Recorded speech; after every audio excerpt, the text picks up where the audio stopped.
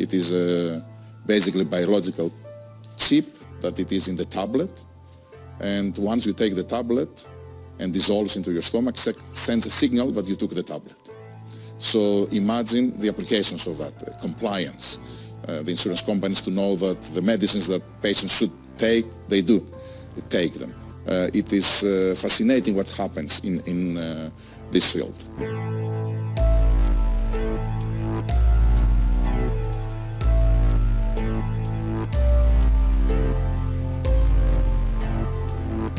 Unfortunately, there has been a small minority of groups making misleading statements and purposefully distorting facts. I want to be crystal clear. WHO's agenda is public, open, and transparent. WHO stands strongly for individual rights. We passionately support everyone's right to health, and we will do everything we can to ensure that.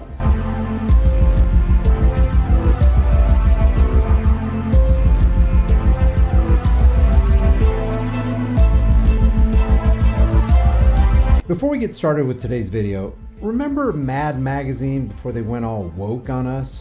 Among other aspects of life, they would hilariously use satire to mock and expose both the left and right political parties. Well, there's another magazine that's light years beyond that, 100% independent Flip City magazine. I personally think they're better than Mad because they pull no punches. They'll take a stab at not only Klaus, Great Reset, Schwab, Gill, Final Solution, Bates, and St. Anthony Fraudstey, but they'll give you the bad and the ugly about Dennis Zio Prager, Charlie Kirk, and Dan, World Economic Forum Red Flag Law Crenshaw. It's an uncensored free speech magazine from great artists and writers that you're going to love, treating woke like the joke it actually is. There's really no magazine like it. Support these free speech heroes. Go to flipcitymag.com and get a subscription today. The link is in the description. I wanted to talk about this just briefly. A lot of you already know about this, but the World Health Organization, and this comes from Forbes magazine, guys. If this ends up on YouTube or some other social media platform, I'm just reading from Forbes magazine. They said the World Health Organization to discuss global pandemic treaty at World Health Assembly, May 22nd through the 28th. This writer right here, Bruce Y. Lee, is going to make fun of you if you think it's a bad idea to put centralized power in the hands of the UN and the WHO with regard to your health, the health of the nations. They're going to paint you, he's going to try to paint you as a conspiracy theorist as he quips with this humorous writing, oh, just making fun of us. You know the 1996 movie Independence Day, where much of the world united to defeat a common enemy? Well, during the COVID 1984 by George Orwell planned to organize partial shutdown of the U.S. economy in the second quarter, third quarter, fourth quarter, and throughout the world that started in 2020, pretty much the opposite happened. The world was about as organized as all cat produced and directed episode of Dancing with the Stars, or rather Dancing with the Stars who are also cats. I don't know why he said that. I must have missed something. There must be something there that I'm just not aware of. The global plan to organize partial shutdown of the U.S. economy in the second quarter response had relatively little coordination, little unity, and some might add, little truth. Seemed to me that there was a lot of lying going on, and I mean an awful lot of lying that continues to this day, and they're about to ramp up the lies again. In fact, it was more like 1983 and 2009 TV miniseries V, where many politicians, personalities, social media accounts, and others seemed like they were actually trying to help the enemy. In this case, the severe acute, you know what, that allowed the you know what to you know what over 6.27 million people and counting. Leave potentially millions upon millions more with you know what and cost society boatloads of money. Well, you know what cost society boatloads of money? The boatloads of money went out the window predicated on some big fabrications that were later exposed. That's why the WHO will be discussing a possible you-know-what treaty at the upcoming 75th World Health Assembly in Geneva, Switzerland from May 22nd to 28th. Yet despite the clear necessity will always be the plea for every infringement of human freedoms. It's the argument of tyrants. It's the creed of slaves. And if you expect a centralized authority to be the answer to your problems, you got some serious heart examination to do. For more global coordination, some politicians, some celebrities, and a bunch of social media accounts have been trying to, guess what? Argue against such a treaty. You want decentralized power? What's wrong with you, says this writer right here. You don't want a global oligarchy calling the shots for your health? What's wrong with you, says Forbes magazine. They even started the hashtag Stop the Treaty. Yeah, having no global agreement in place for the next you-know-what is going to work out real well, right? Well, first of all, it begs the question on whether that was on the horizon or not. I'm not saying it was or wasn't, but some out there speculate that this was all just a steaming pile of government-funded BS. Picture a football team, a decentralized team. One team. One manageable, isolated team as opposed to a global monarchy and monopoly over all teams. So he's going to conflate apples and oranges here in a kind of a crafty way in this Forbes magazine to argue for why you should be for a global peace treaty. Picture a football team running on the field for a championship game with no real plan, no strategy, no real agreement to play together, and players saying, I will do whatever I want with the ball because, freedom. Things don't go well when people do whatever they want with their balls. Meaning the kind that you kick and throw during a team sporting event. Not similarly. Just like this apple, we have this apple over here. Oh, wait a second. It's not an apple. It's more like it's not even in the fruit family. It's more like a pile of BS. It's more like I'm trying to compare an apple with a big hunk of putrid, fly-infested BS. Similarly.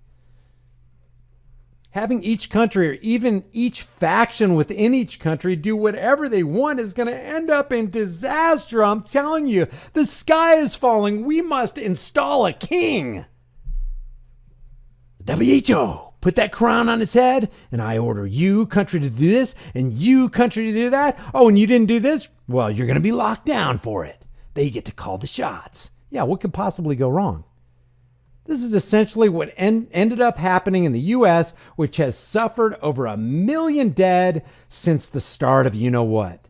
In a commentary published in The Lancet on May 16th, a team of authors, most of whom were from the UK, wrote that, quote, the Convid's 1984 by George Orwell, you-know-what, has highlighted profound weaknesses in the global governance of health. There you go, right there.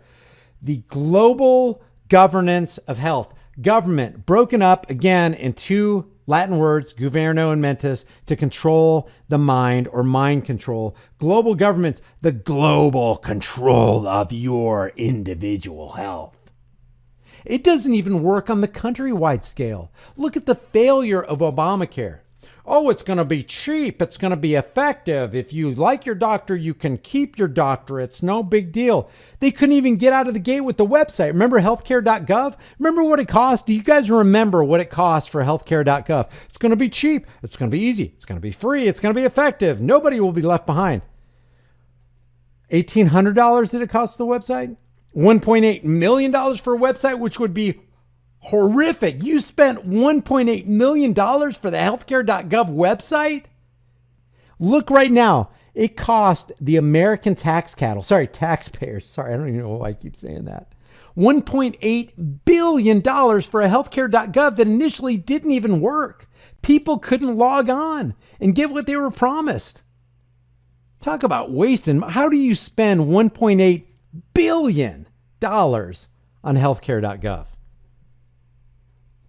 And you're going to expect a global governance board to do any better? They can't even do it on a micro scale. Think about how much your community government messes up. Your local government.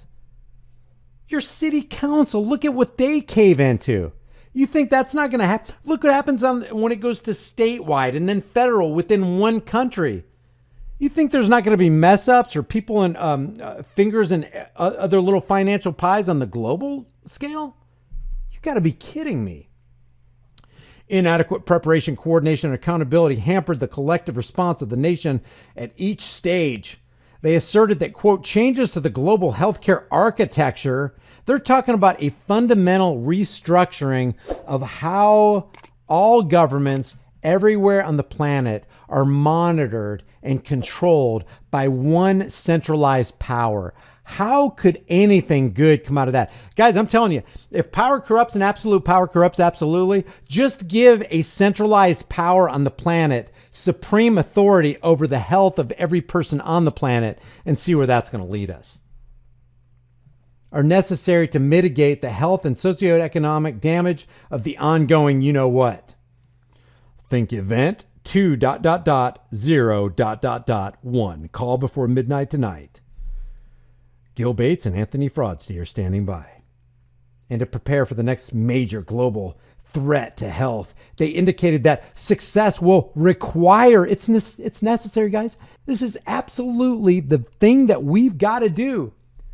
Success will require clear demarcations of responsibility with a parsimonious role for international institutions, although a you-know-what treaty or alternative new instrument or process cannot solve all that is wrong with global health. It can deliver targeted improvements. Well, guess who's going to be targeted? Guess who will be targeted? The individual? If supported by effective and clear global control. They're even saying it in this article. They're literally saying, what's wrong with you people in the United States? What's wrong with you people in Canada and Mexico and whatever country is resisting this right here? Don't you want global control? You guys must be crazy if you don't want global control. Some have claimed that, you know what, is a once in a lifetime or once in a century event. You know what I want to play here? I don't think I can say this any better. I know I can't say it any better than Russell Brand. And whatever you might think about Russell Brand, just judge him on the merits of what he says right here. Never mind the 33 on his wrist and the fact that his last episode I saw had just a 33 prominent. I don't know. Whatever.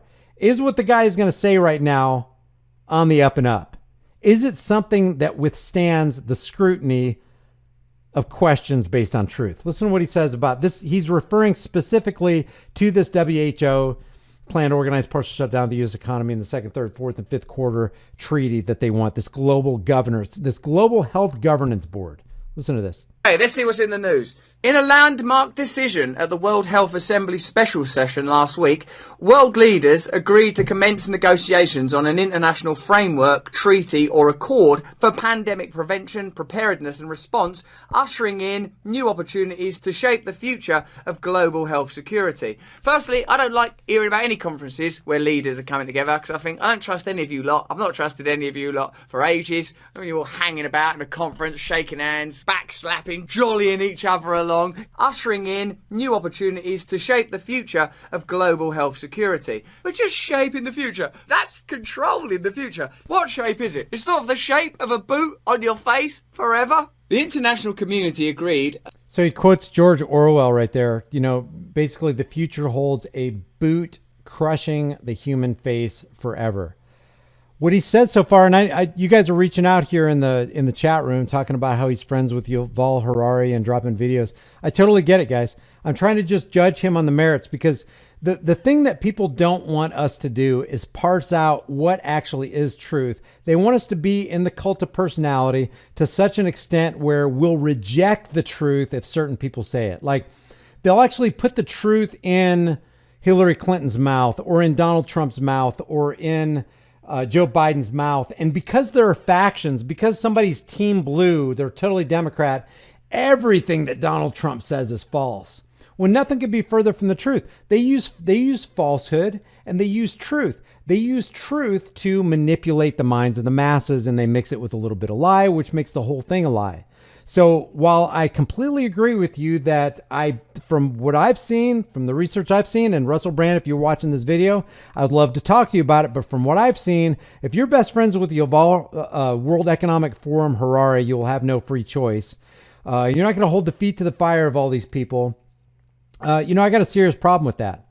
On the other hand, truth is truth, even if nobody believes it, and lies are still lies, even if everybody believes it, and truth fears no scrutiny. And if what he's saying right here is true, then you accept it as truth. You don't have to accept the messenger, but the message, if the message is sound, if it holds up under the scrutiny of truth, then, it's something that can be accepted. A special session of the World Health Assembly. What? Well, not like that. It's too much like that Budweiser thing. What's up? I'll tell you what's up. Your democracy's fucking finished. On the need to draft a convention under the Constitution of World Health Organization. So what that's saying is the WHO will be in charge. I don't remember voting for the WHO. It's interesting, isn't it? Who did you vote for? Doesn't matter. They'll be doing what the WHO tell them. The decision was made by the WHO. That's well said. Who'd you vote for? It really doesn't matter. It doesn't matter who the people vote for. Every vote is a vote for us, the WHO can say after this goes through. Look what he's about to read. The decision was made by WHO's 194 member states. That was in this Forbes article as well. 194. I want to know who the 194 countries were that signed up to this. There's 194 member states, and what senior WHO officials said was an inflection point in international public health. The agreement is a cause for celebration and a cause for hope, which we will need, said WHO's Director General, Tedros Adhanom Ghebreyesus. Let it be said. Do you know what Ghebreyesus is saying right there? The agreement is, quote, and this is Teddy Ghebreyesus, the leader in the World Health Organization, who, by the way, is not a doctor.